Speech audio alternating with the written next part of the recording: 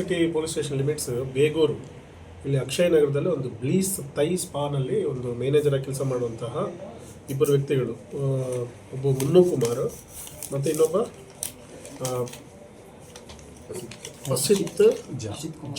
ಅಸಿತ್ ಕುಮಾರ್ ಜಾ ಅಂತ. ಇವರಲ್ಲಿ ಸ್ಪಾನಲ್ಲಿ ಮ್ಯಾನೇಜರ್ ಆಗಿ ಕೆಲಸ ಮಾಡ್ತಾ ಇಬ್ಬರು ಅಂಗಡಿ ಮುಚ್ಕೊಂಡು ದಿನಾಂಕ 15/2/2020 ಸಂಜೆ ಒಂದು 8:45-9ಕ್ಕೆ ಆಚೆ ಬರಬೇಕಾದ್ರೆ ಇಲ್ಲಿ ನಮ್ಮ Electronic City police station limits Bettadasanapura ಇಲ್ಲಿ ಅರೆನಾ ಸ್ಪೋರ್ಟ್ಸ್ ರಸ್ತೆಯಲ್ಲಿ ಹೋಗುವಾಗ ಒಂದು ಬಿಳಿ ಬಣ್ಣದ ಕಾರು ಬಂದು ಫಿರ್ಯಾದಿಯವರು ಪಲ್ಸರ್ ವೆಹಿಕಲಲ್ಲಿ ಹೋಗುವಾಗ ಹಿಂದೆ ಬಂದು ಡಿಕ್ಕಿ ಮಾಡಿರ್ತಾರೆ. ಡಿಕ್ಕಿ ಮಾಡಿದಾಗ ಅವ್ರು ಕೆಳಗಡೆ ಬಿದ್ದಾಗ ವೆಹಿಕಲಿಂದ 3 ವ್ಯಕ್ತಿಗಳು ಇಳಿದು ಅವ್ರಿಗೆ ಲಾಂಗ್ ತೋರಿಸಿ ಇಮಿಡಿಯೇಟ್ಲಿ ಗಾಳಿಯಲ್ಲಿ ಇಡಿ ಅಂತೇಳಿ ಅವ್ರಿಗೆ ಕಾಲಿಗೆ ಒಬ್ಬರು ಮುನ್ನು ಕುಮಾರ್ ಅನ್ನೋರಿಗೆ ಕಾಲಿಗೆ ಹೊಡೆದ ತಕ್ಷಣ ಇವ್ರು ಭಯ ಬೀಳಾಗ್ತಾರೆ. ಆವಾಗ ಪಲ್ಸರ್ ವೆಹಿಕಲ್ನ ಡ್ರೈವ್ ಮಾಡ್ತಾ ಇದ್ದಂಥ ಆಶೀಶ್ ಕುಮಾರ್ಗೆ ಇಮಿಡಿಯೇಟ್ಲಿ ಗಾಡಿನಲ್ಲಿ ಬಟ್ಟೆ ಕಟ್ಟಿ ಕಿಡ್ನ್ಯಾಪ್ ಮಾಡೋ ರೀತಿಯಲ್ಲಿ ಅವ್ನು ಹೊರಗಡೆ ಹಾಕ್ತಾರೆ. ಮತ್ತು ಇವನು ಕಾಲಿಂದ ಹೊಡೆದ ತಕ್ಷಣವೇ ಭಯಪಟ್ಬಿಟ್ಟು ಅಲ್ಲಿಂದ ಓಡೋಗಿ ಒಂದು ಆಟೋ ಇಟ್ಕೊಂಡು ಹಾಸ್ಪಿಟ್ಲಿಗೆ ಬರ್ತಾನೆ. ನಮ್ಗೆ ಆ ದಿನ ನಮಗೆ ಸುಮಾರು 1-1:30ಗೆ ಅವನು ಸ್ಟೇಷನ್ಗೆ ಬರೋ ಗಂಟ ನಮಗೆ ಏನು ಈ ಮಾಹಿತಿ ಗೊತ್ತಿರಲಿಲ್ಲ. ಸೊ ಇಮಿಡಿಯೇಟ್ಲಿ ಬಂದ ತಕ್ಷಣ ಕಾರ್ಯಪ್ರವೃತ್ತರಾದಂತಹ ನಮ್ಮ ಎಲೆಕ್ಟ್ರಾನಿಕ್ ಸಿಟಿ ಇನ್ಸ್ಪೆಕ್ಟರ್ ಆದಂಥ ನವೀನ್ ಕುಮಾರ್, ನಮ್ಮ ACP ಸತೀಶ್ ಅವರು ಮತ್ತು ನಮ್ಮ PSI ಮಂಜುನಾಥ್ ಮತ್ತು ದರ್ಶನ್ ಮತ್ತು ಎಲ್ಲ ಸಿಬ್ಬಂದಿಗಳು ಒಂದು ವಿಶೇಷವಾದಂಥ ತಂಡ ಮಾಡಿ ಆರೋಪಿಗಳನ್ನ ಹುಡುಕಾಟ ಪ್ರಾರಂಭ ಮಾಡಿದಾಗ ಯಾವುದೇ ಕ್ಲೂ ನಮಗೆ ಇರೋದಿಲ್ಲ. ಸೊ ಹೀಗಾಗಿ ಮತ್ತೆ ಈಗ ಹೋದಂಥ ವ್ಯಕ್ತಿಗೆ ಕಿಡ್ನ್ಯಾಪ್ ಅಂತ ಗೊತ್ತಾದ ಮೇಲೆ ನಮಗೆ ನೆಕ್ಸ್ಟ್ ಡೇ ಗಂಟೆ ಯಾವುದೂ ಕಾಲ್ ಬರಲ್ಲ. ಬಟ್ ನಮಗೆ ಮಾರನೇ ದಿನ ಈ ತಾಯಿ ಸ್ಪಾನ ಏನು ಮಾಲೀಕರಾದಂಥ ಪ್ರಕಾಶ್ ಅನ್ನೋರಿಗೆ ಒಂದು ಇವಂದೇ ಏನು ಅಕ್ಯೂಸ್ಡ್ ಅವರು ಯಾರೂ ಮೊಬೈಲ್ಸ್ ಯೂಸ್ ಮಾಡಲ್ಲ, ಕಂಪ್ಲೇಂಟ್ ಕಡೆಯಿಂದ ನನ್ನ ಕಾಲ್ ಬಂದು ನಾನು ಈ ಥರ ಒಂದು ಕಡೆ ಇದ್ದೀನಿ, ನನಗೆ 2 ಲಕ್ಷ ರೂಪಾಯಿ ದುಡ್ಡು ಇಂಥವ್ರಿಗೆ ಬಂದು ನೀವು ತಲುಪಿಸಿದ್ರೆ ನಾನು ಆಚೆ ಬರ್ತೀನಿ, ಇಲ್ಲಾಂದರೆ ನನ್ನ ಪ್ರಾಣ ಇವರು ತೆಗಿತಾರಂತ ಕಾಲ್ ಬರುತ್ತೆ. ಸೊ ಅವರು ಗಾಬರಿನಲ್ಲಿ ಇಮಿಡಿಯೇಟ್ಲಿ ಪೊಲೀಸ್ ಸ್ಟೇಷನ್ ಬರ್ತಾರೆ. ಹಾಗಾಗಿ ನಾವು ಕೇಸ್ ರಿಜಿಸ್ಟರ್ ಮಾಡಿ ಮೊನ್ನೆ ರಾತ್ರಿಯಿಂದನೇ ನಮ್ಗೆ ಯಾವುದೂ ಕ್ಲೂಸ್ ಇರಲಿಲ್ಲ. ಅಂದರೆ ವೈಟ್ ವೆಹಿಕಲ್ ಅನ್ನೋದು ಬಿಟ್ಟರೆ ಯಾವುದ್ರ ಬಗ್ಗೆಯೂ ಸಹ ನಮಗೆ ಇರಲಿಲ್ಲ. ಆಮೇಲೆ ನಮಗೆ ಏನು ಅವರಿಂದ ತಪ್ಪಿಸ್ಕೊಂಡ್ಬಂದಂಥ ಮುನ್ನಾ ಕುಮಾರ್ ಬಂದು ಹೇಳಿದ ಮೇಲೆ ಅವ್ರ ವಯಸ್ಸು, ಚೆಹರೆ, ಕಲರು ಇದನ್ನೆಲ್ಲನೂ ಒಂದು ಅಂದಾಜು ಮಾಡಿ ಈ ಹಳೇ ಕೇಸುಗಳಲ್ಲಿ MOVಗಳು ಕಲರ್ ಯಾರು ಇರ್ಬೋದಾ, ಇದರ ಕಿಡ್ನ್ಯಾಪ್ಗಳು ಯಾರು ಇರ್ಬೋದು ಅಂತ ಒಂದು ಅಂದಾಜು ಮೇಲೆ ನಾವು ಹುಡುಕ್ತಾ ಇರಬೇಕಾದ್ರೆ ನಮಗೆ ಒಂದು ಸತಿ ಟೆಕ್ನಿಕಲ್ ಡೀಟೇಲ್ ಜಿಗಣಿ ಹತ್ರ ಸಿಗುತ್ತೆ. ಬಟ್ ನಾವು ಜಿಗಣಿಗೆ ಹೋದಾಗ ಅದು ಇರಲ್ಲ. ಸೊ ನಮಗೆ ಏನು ಗೊತ್ತಾಯ್ತು ಅಂತ ಹೇಳಿದ್ರೆ ಮೋಸ್ಟ್ಲಿ ಆನೇಕಲ್ ತಾಲೂಕವರೇ ಇರಬಹುದು, ಯಾಕಂದರೆ ಅಲ್ಲಿ ಗಂಟ ಸೇಫ್ ಹೌಸ್ ಕರ್ಕೊಂಡು ಹೋಗಿದ್ರು ಅಂತೇಳಿ. ಸೊ ಅಲ್ಲಾದಮೇಲೆ ತಿರ್ಗಿ ನಾವು ಯಾವುದೂ ಡೀಟೇಲ್ಸ್ ಸಿಗಲ್ಲ.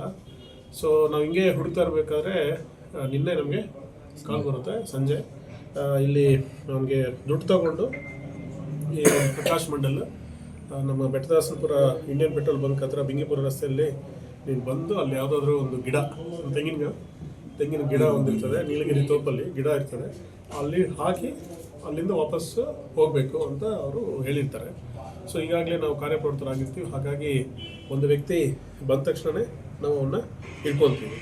ಅದರಲ್ಲಿ ಫಸ್ಟ್ ಆರೋಪಿ ಅಲ್ಲಿಗೆ ದುಡ್ಡು ಕಲೆಕ್ಟ್ ಮಾಡ್ಕೊಂಡು ಬಂದಿದ್ದವನು ಅಕ್ಷಯ್ ಬಿನ್ ನಂಜೇಶ್ ಅಂತ. ಇವನು 26 ವರ್ಷ, ಜಿಗಿನಿಯವನು BBA ಮಾಡಿದ್ದಾನೆ. ಇವನು ಕಾರು ಚಾಲಕ. ಇವನು ಉದಯ ಲೇಔಟು ನಲ್ಲಿಗುಡ್ಡ ರಸ್ತೆ ಬಿಡದಿ ರಾಮನಗರದವನು.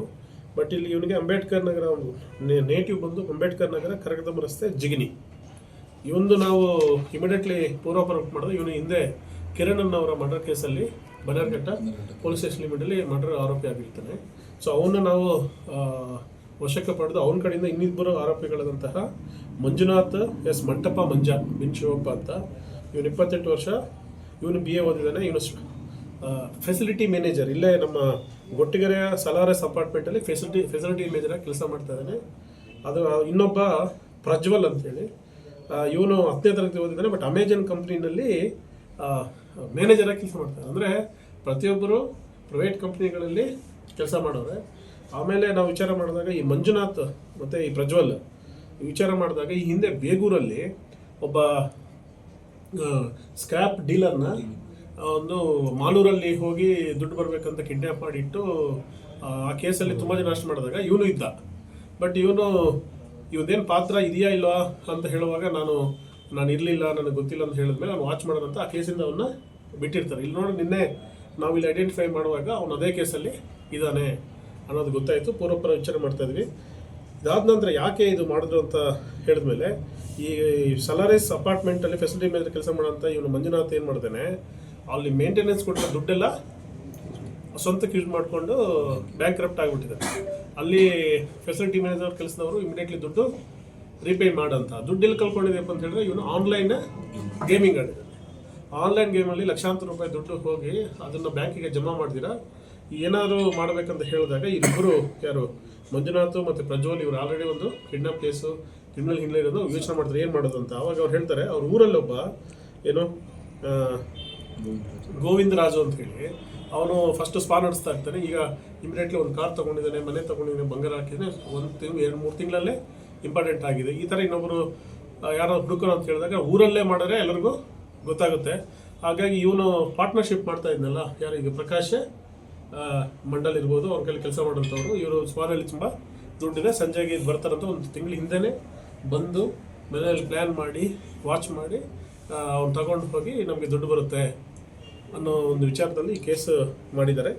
ಸೊ ಈ ಕೇಸನ್ನು ತುಂಬ ಪ್ರತಿಷ್ಠವಾಗಿ ತಗೊಂಡು ನಮ್ಮ ಪೊಲೀಸ್ ಕಮಿಷನರ್ ಸಾಹೇಬರಾದಂತಹ ಶ್ರೀ ಸೀಮಾಂತ್ ಕುಮಾರ್ ಸಿಂಗ್ ಅವರು ಮತ್ತು ನಮ್ಮ ಅಡಿಷನಲ್ CP ಅವರಾದಂಥ ರಮೇಶ್ ಮಾನತ್ ಅವರು ನಿನ್ನೆ ಕಿಡ್ನಾಪ್ ಕೇಸ್ ರಿಜಿಸ್ಟರ್ ಆಗೋದ್ರಿಂದ ಪದೇ ಪದೇ ನಮಗೆ ಮಾರ್ಗದರ್ಶನ, ಟೆಕ್ನಿಕಲ್ ಸಪೋರ್ಟು ಮತ್ತು ರಾಮನಗರ ಜಿಲ್ಲೆಯವರು ಮತ್ತು ಬೆಂಗಳೂರು ನಗರ ಜಿಲ್ಲೆಯವರು, ಜಿಗ್ನಿ ಪೊಲೀಸರು ಎಲ್ಲರೂ ನಮಗೆ ಸಹಾಯ ಮಾಡಿದ್ದಾರೆ. ನಮಗೆ ಸಂತೋಷವಾದ ವಿಷಯ ಏನಂತ ಹೇಳಿದ್ರೆ ಆರೋಪಿನ ಯಾವುದು ಸಾಯಿಸಿಲ್ಲ ಅಥವಾ ಅವ್ರಿಗೇನು ಹಾರ್ಮ್ ಮಾಡಿಲ್ಲ. ನಮಗೆ ರಕ್ಷಣೆ ಮಾಡೋದೇ ಸವಾಲಾಗಿತ್ತು. ಇವರೆಲ್ಲ ಕರ್ಕೊಂಡೋಗಿ ಅಲ್ಲಿ ಏನೋ ವೆಹಿಕಲಲ್ಲಿ ಏನೋ ಇಟ್ಕೊಂಡು ಸುತ್ತಾಡಿಸ್ತಾ ಇರೋಂತಹ ಇದನ್ನು ನಾವು ಇಮಿಡಿಯೇಟ್ಲಿ ಹೋಗಿ ಇವನ್ನ ರೆಸ್ಕ್ಯೂ ಮಾಡಿ ಹಾಸ್ಪಿಟ್ಲಿಗೆ ನಾವು ಈಗ ಸೇರಿಸಿದ್ದೀವಿ. ಸೊ ಮುಂದಿನ ಒಂದು ಕ್ರಮವನ್ನು ನಾವು ಜರುಗಿಸ್ತೀವಿ. ಎಷ್ಟು ಗಂಟೆ ನಿನ್ನೆ ಸಂಜೆ ಸೋಮವಾರ ಬೆಳಗಿನ ಜಾವದಿಂದ 36 ಅವರ್ಸಲ್ಲಿ ನಾವು ಅವನ್ನ ಹೋಗುವಾಗ ನಮಗೆ ಗೊತ್ತಿರೋ ಪ್ರಕಾರ ಪೆಟ್ರೋಲ್ ಆಗೋಗಿತ್ತು. ಹೇಳಿ, ಪೆಟ್ರೋಲ್ ಆಗಿರುತ್ತೆ ಕಾರು. ಹಾಗಾಗಿ ಬಿಡದಿ ಹೋದಾಗ ಆ ಟೈಮಲ್ಲಿ ಪೆಟ್ರೋಲ್ ಬಂಕ್ ಹೋಗಿ ಪೆಟ್ರೋಲ್ ತಂದು ಕಾರ್ ಹಾಕೋಷ್ಟರಲ್ಲಿ ಅಲ್ಲಿ ಎಲ್ಲ ಪೊಲೀಸ್ಗೆ ನಾವು ಕಂಟ್ರೋಲ್ ರೂಮ್ಗೆ ಬಿಡದಿ ಎಲ್ಲರಿಗೂ ಹೇಳಿರ್ತೀವಿ ವೆಹಿಕಲ್ ಅಂತ. ಅಲ್ಲಿ ನಮ್ಮ ಹೊಯ್ಸಳ ಮತ್ತು ಪೊಲೀಸರು ಏನು ಓಡಾಡ್ತಾ ಇರ್ತಾರೆ. ಮತ್ತು ನಮ್ಮ ಪೊಲೀಸವರು ಸಹ ಇನ್ಕ್ಲೂಡಿಂಗ್ ಇನ್ಸ್ಪೆಕ್ಟರ್ ಅವರೇ ಸ್ವತಃ ಫೀಲ್ಡಲ್ಲಿದ್ದು ಅಲ್ಲಿಗೆ ಹೋಗಿರ್ತಾರೆ. ಸೊ ಸ್ವಲ್ಪ ಪೊಲೀಸ್ ವೆಹಿಕಲ್ ಇದು ಸ್ವಲ್ಪ ಮೂವ್ಮೆಂಟ್ ನೋಡಿದ ತಕ್ಷಣವೇ ಅವನು ಏನಂತ ಹೇಳಿದ್ರೆ ದುಡ್ಡೇ ತಗೋಬೇಕು, ಅವರು ಮರ್ಡರ್ ಮಾಡಿದ್ರೆ ನಮಗೆ ಗೊತ್ತಾಗ್ತದೆ ಪೊಲೀಸ್ ಇರ್ತಾರಂತ ಒಂದು. ಯಾಕಂದರೆ ಇವ್ರು ಕ್ರಿಮಿನಲ್ಸ್ ಇರೋದ್ರೆ ಗೊತ್ತಿರುತ್ತೆ. ಬಟ್ ನಮ್ಮ ಮೈಂಡಲ್ಲಿ ಈಗ ಹೇಳ್ತಾರೆ, ಬಟ್ ವಿ ಡೋಂಟ್ ನೋ ಏನು ಅಂತ. ಬಟ್ ಪೊಲೀಸ್ ಮೂವ್ಮೆಂಟ್ ಮಾಡಿ ಅಲ್ಲಿಂದ ಜಾಗ ಖಾಲಿ ಮಾಡಿ ನಿನ್ನೆಯಿಂದನೇ ಟೋಲ್ಗಳೆಲ್ಲ ಅವಾಯ್ಡ್ ಮಾಡಿ ಇದೇ ತಾಲೂಕಲ್ಲಿ ಸುತ್ತಾನೇ ಇದ್ದಾರೆ. ತೋಪುಗಳಲ್ಲಿ ಅಲ್ಲಿ ಇಲ್ಲಿ ಇಲ್ಲ ಅವ್ರು ಸುತ್ತಾ ಇದ್ದಾರೆ. ಸೊ ಹಾಗಾಗಿ ನಮಗೀಗ ವೆಹಿಕಲ್ GPS ಇನ್ನೊಂದು ಟ್ರ್ಯಾಕ್ ಮಾಡೋದು ಇಲ್ಲೆಲ್ಲಿ ಹೋದ್ರೆ ಅಂತ ನಮಗೆ ಗೊತ್ತಾಗ್ತದೆ. ಈ ಹಿಂದೆ ಇನ್ನೂ ಬೇರೆ ಯಾರು ಇದ್ದಾರಾ ಅನ್ನೋದ್ರ ಬಗ್ಗೆನೂ ನಾವು ಯೋಚನೆ ಮಾಡ್ತೀವಿ. ಈಗ ಕೇಸ್ ರಿಜಿಸ್ಟರ್ ಆಗಿದೆ, ಈಗ ಕಿಡ್ನಾಪ್ ಕೇಸು ಸುಖಾಂತ ಆಗಿದೆ. ಬಟ್ ಒಂದು ವಿಷಯ ಈ ಕೇಸಿಂದ ಎಲ್ಲರಿಗೂ ಹೇಳುವಂಥ ವಿಷಯ ಏನಂತ ಹೇಳಿದ್ರೆ, ಬೆಂಗಳೂರು ಸಿಟಿ ಪೊಲೀಸಿಂದ ನಾವು ಸಾಕಷ್ಟು ಜಾಗೃತಿ ಕಾರ್ಯಕ್ರಮಗಳು ಆನ್ಲೈನ್ ಬೆಟ್ಟಿಂಗ್ ಮೇಲೆ, ಇನ್ವೆಸ್ಟ್ಮೆಂಟ್ ಫ್ರಾಡ್ಸ್ ಮೇಲೆ, ಆಮೇಲೆ ಈಸಿ ಮನಿ ಬಗ್ಗೆ ಯುವಕರು ತುಂಬ ಕಷ್ಟಪಟ್ಟು ದುಡಿಬೇಕು. ಈ ಥರ ಕ್ರಿಮಿನಲ್ ಆ್ಯಕ್ಟಿವಿಟಿಯಲ್ಲಿ ಮಾಡಿದ್ರೆ ಒಂದಲ್ಲ ಒಂದು ಸತಿ 100% ಸಿಕ್ಕಾಕೊಳ್ಳೋದಂತೂ ಗ್ಯಾರಂಟಿ. ದರ್ಶನ ಮತ್ತು ಯಾರೋ ನಮ್ಮ ಪ್ರಜ್ವಲು ಮತ್ತು ಅಕ್ಷಯ್ ಒಂದೇ ಊರವರು, ಅಣ್ಣ ತಮ್ಮ ಮಕ್ಕಳು ಒಂದೇ ಊರವರು, ಜಿಗ್ನಿನಲ್ಲಿ ರಿಲೇಷನ್ಸ್. ಅವನಿಗೆ 2 ಮಂತ್ಸಿಂದ ಇವನಿಗೆ ಮಂಜುನಾಥ್ಗೆ ಪರಿಚಯ ಆಗಿರ್ತಾರೆ. ಬಟ್ ಒಂದು ಬರ್ತ್ಡೇ ಪಾರ್ಟಿನಲ್ಲಿ ಜಿಗ್ನಿನಲ್ಲಿ ನಾವು ನಮ್ಮ ಫ್ರೆಂಡ್ ಅಂತ ಪರಿಚಯ ಆಗ್ತಾರೆ. ಸೊ ಇವನು ಸಹ ಅಲ್ಲಿ ಯಾವುದು ಅಮೆಜಾನಲ್ಲಿ ನಾನು ಕೆಲಸ ಮಾಡ್ತಾ ಇದ್ದೀನಿ, ದುಡ್ಡು ಸಾಕಾಗ್ತಲ್ಲ, ಏನೊಂದು ಬಿಗ್ಗಾಗಿ ಪ್ಲ್ಯಾನ್ ಮಾಡೋಣ ಅಂತ ಯೋಚನೆ ಮಾಡಿರ್ತಾರೆ. ಆಮೇಲೆ ಏನಂತಂದರೆ EMI ಕಟ್ಟೋಕ್ಕೆ ಆಗ್ತಾ ಇಲ್ಲ ನನಗೆ, ನಮ್ಮವ್ರು ವಿಚಾರ ಮಾಡಿದಾಗ EMI ಕಟ್ಟೋಕ್ಕೆ ಆಗ್ತಾಯಿಲ್ಲ, ಅಲ್ಲಿ ದುಡ್ಡು ಕೊಡೋದು ತುಂಬ ಪ್ರೆಸರ್ ಇತ್ತು ಅಂತ ಮಾಡಿದ್ದಾರೆ. ಏನೇ ಆಗಲಿ ಕ್ರಿಮಿನಲ್ ಆ್ಯಕ್ಟಿವಿಟೀಸಲ್ಲಿ ದುಡ್ಡು ಸಂಪಾದನೆ ಮಾಡೋದು ಅಕ್ಷಮ್ಯ ಅಪರಾಧ. 3 ಜನ ಈ ಹಿಂದೆ ಕ್ರಿಮಿನಲ್ ಮರ್ಡರ್ ಕೇಸ್ ಇದೆ, ಅಕ್ಷಯ್ದು ಕಿಡ್ನಾಪ್ ಕೇಸ್ ಇದೆ. ಈಗ ಇನ್ನೊಬ್ಬನ ಯಾರು ನಮ್ಮ ಮಂಜುನಾಥ್ ಸಂಬಂಧಪಟ್ಟಂಗೆ ಇನ್ನೂ ನಾವು ಡೀಪಾಗಿ ಡಿಗ್ ಮಾಡ್ತೇವೆ. ಇವರೇನ ಮೇಲೆ ರೌಡಿ ಶೀಟ್ ಇದೆ. ಅದೇ ನನ್ನ ಕಚೇರಿಯಿಂದ ಈಗ ಆಲ್ರೆಡಿ ನಮ್ಮ CP ಸಾಹೇಬ್ CP ಅವರು ಆಲ್ರೆಡಿ ಬ್ರೀಫ್ ಮಾಡಿದ್ವಿ. ಅವರು ರಿವಾರ್ಡ್ ಕೊಡ್ತಾ ಇದ್ದಾರೆ. ನನ್ನ ಕಚೇರಿಯಿಂದ ಅವ್ರಿಗೆ 50,000 ರೂಪೀಸ್ ರಿವಾರ್ಡ್ನ ನಾನು ಮಂಜೂರು ಮಾಡ್ತೇನೆ ಟೀಮಿಗೆ. Thank you sir.